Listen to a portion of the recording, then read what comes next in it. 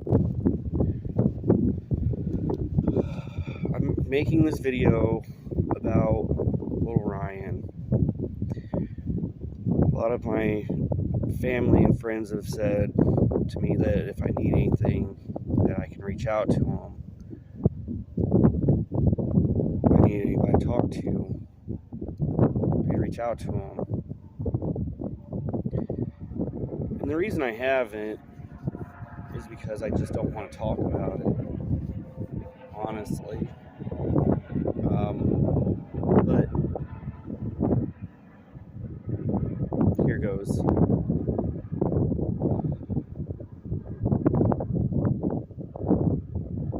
When I got the news, which by the way came via sticky note, thanks South Roxana Police Department. But when I got the news, the first thing I thought, because it said Call Oak Park PD, gave me a number and a detective's name, I thought, what did he do now? What did Ryan do now? Because I knew he was up in Chicago. And I called them, and they told me he was found on a train. And while I was on the phone with them, I came inside so that way Cody and Eric could hear, because they were home. And they made me sit down.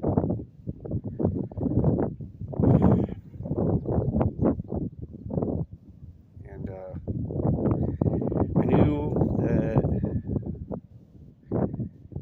it could be a possibility that that would happen. In fact, the last time I saw Ryan in person, we were arguing about him always coming to my house and wanting rides and wanting to come move home. And I told him, he couldn't move back home, that he needed to be his own man, and he needed to start finding his own way around, that I couldn't afford it anymore. You see, I was starting the process of losing hope. That was the only thing that kept me helping him, was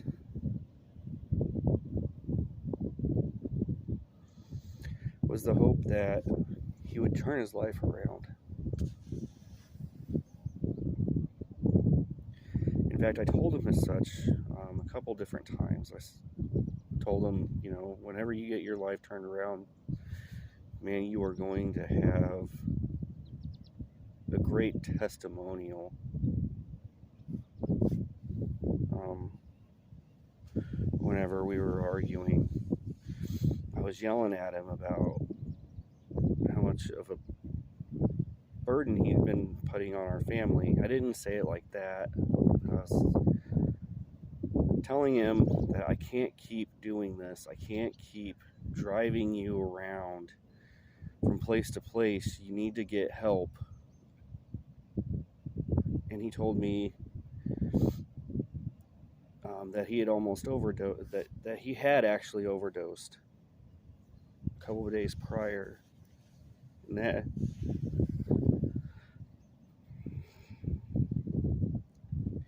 that hurt a lot. And I know that it wasn't the first time. And so I yelled at him. You'll have to forgive the language, but I was very angry. I said, why the fuck would you tell me that, man? You know that my biggest fear is that you'll be found dead in a ditch somewhere. And this is while I was driving down here to Granite City to take him to Kettler. He tried to give me a DeWalt drill. And I didn't know where it came from, so I told him that I wasn't going to take it because I didn't know if it was stolen or not.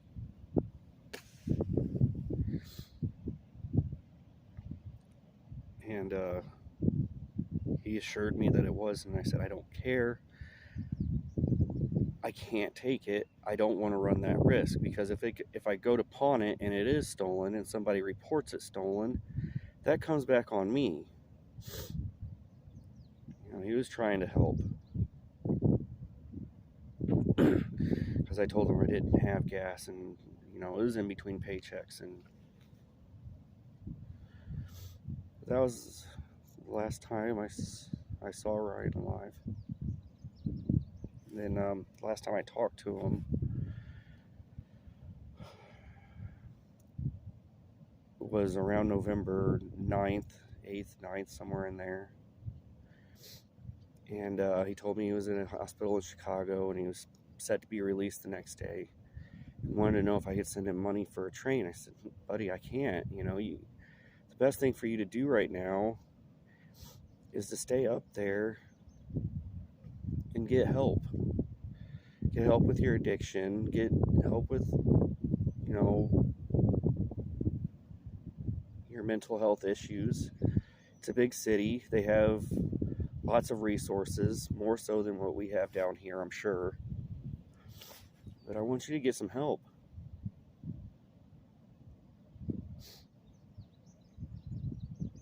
And I told him I loved him. He told me he loved me too. And that was the last time I talked to him.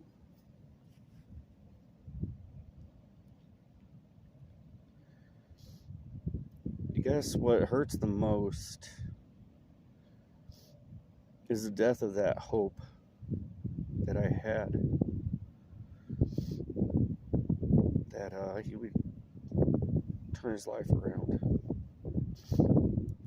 It was the death of the future that I had envisioned, where we'd get together on the weekends or whatever, be made a grandfather at some point, drink some beers, have barbecues, and laugh about all the hard stuff that we went through. Because we did go through a lot of hard stuff. There were times, and this is where my religion comes in. There were times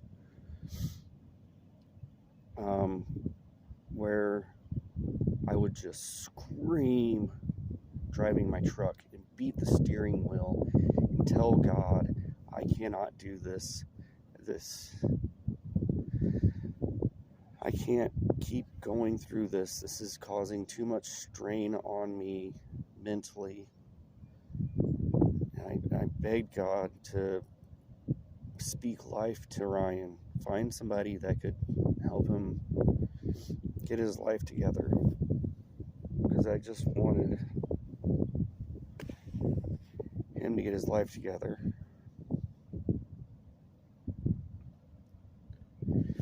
And it hurts. I was telling Eric on Ryan's birthday, there's times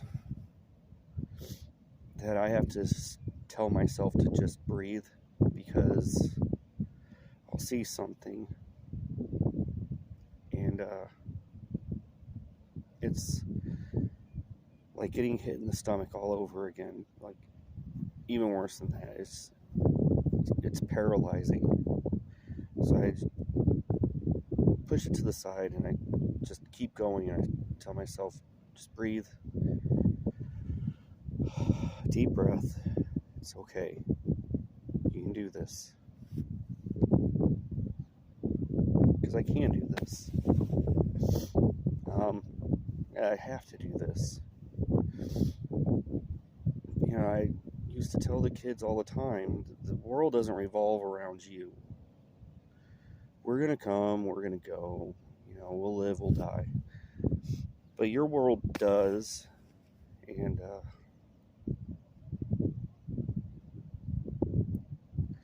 your world does revolve around you, because you affect everybody around you.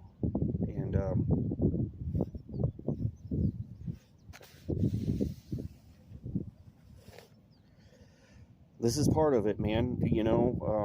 I also just recite one part of the Serenity Prayer. It's, God grant me the wisdom, or God grant me, God let me accept the, whatever, like, God let me accept the things I cannot change, or let me have the wisdom to know the things I cannot change, and the strength to change the things I can't. I can't change what happened. I can't. And there's times whenever I brought Ryan down here to Kettler, begging and crying to come home, and there's nobody else in the vehicle with us.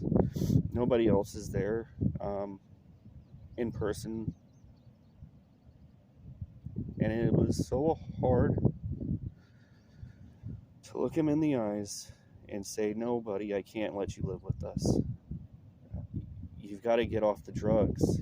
You've got to get your life changed. I can't have you around us while you're like this. And he would promise to change. And there was a couple times we let him stay with us, and it didn't change. So we kind of lost hope with that, and it was like, okay, well, you've already proven to us several times that you're not changing, so you got to change first, and then, things will be different. And then,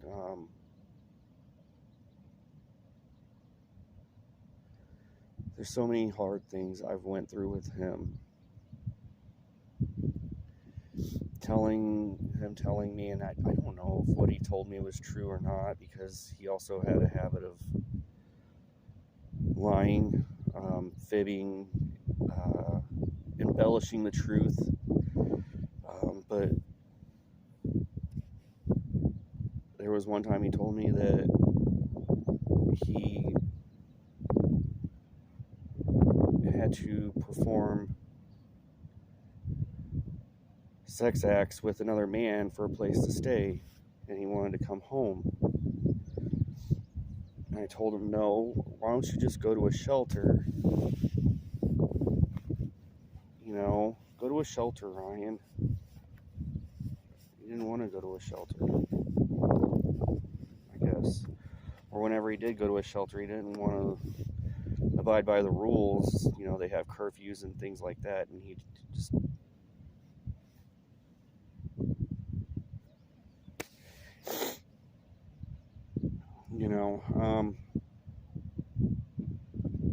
I've had a lot of people tell me, you did everything you could, and it's not your fault. And might sound callous, but I know, man, like, I don't need you guys to tell me that. I already know.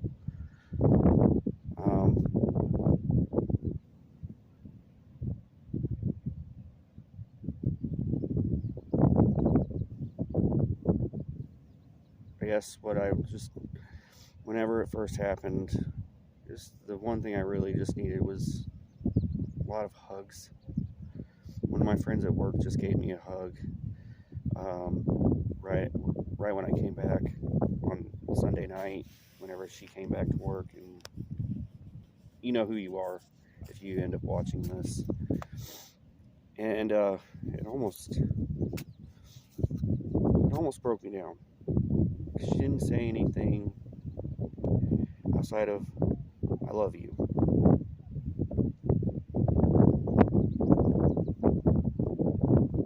Sometimes, I guess that's all I need, good hug. And that's something I missed about Ryan. He gave good hugs, whether you wanted them or not. Sometimes they were longer than I would have liked.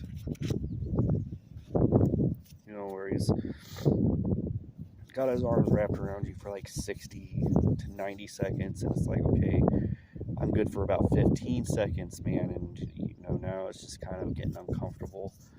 But he needed those too. He was very affectionate, and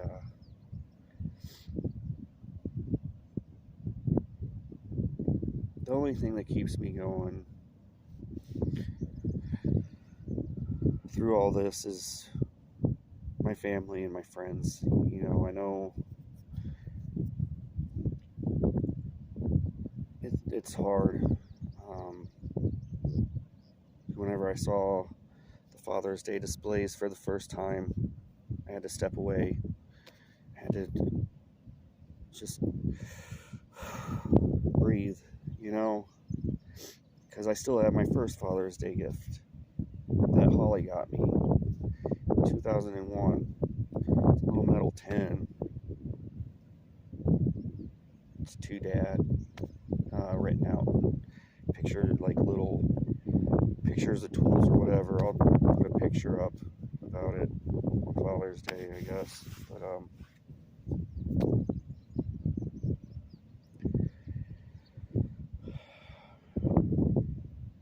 I don't like talking about this because there's nothing I can do. Nothing's gonna change anything.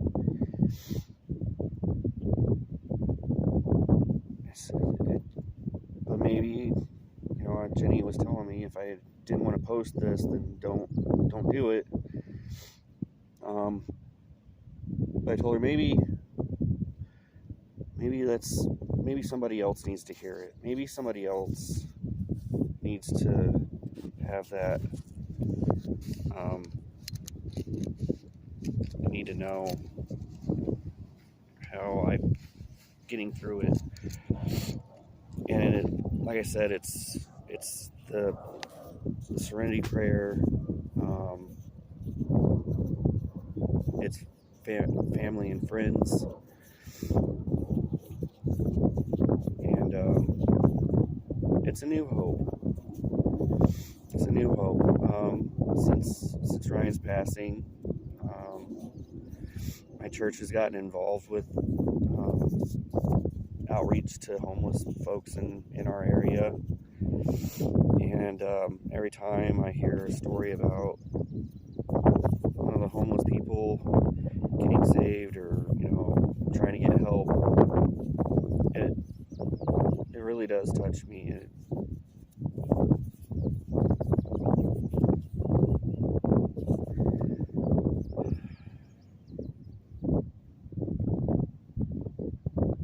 I hope it has something to do with Ryan. I hope Ryan is out there, you know, loving where he's at, having a blast, and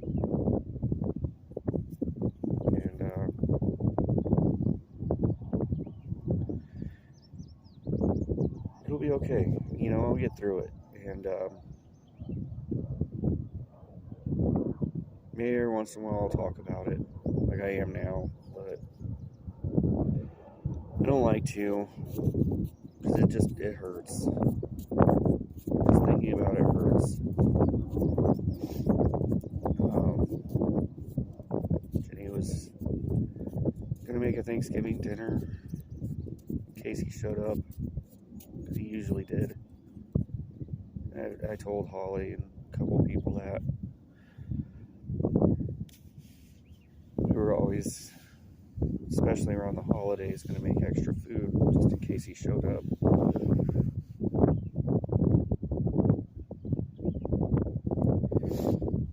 But don't have to now, I guess. That sucks, man.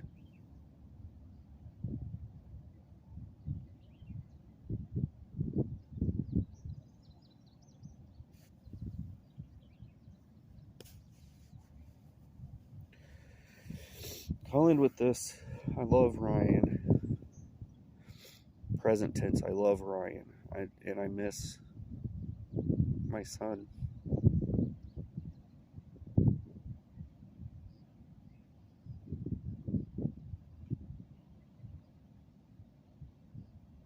I miss him a lot.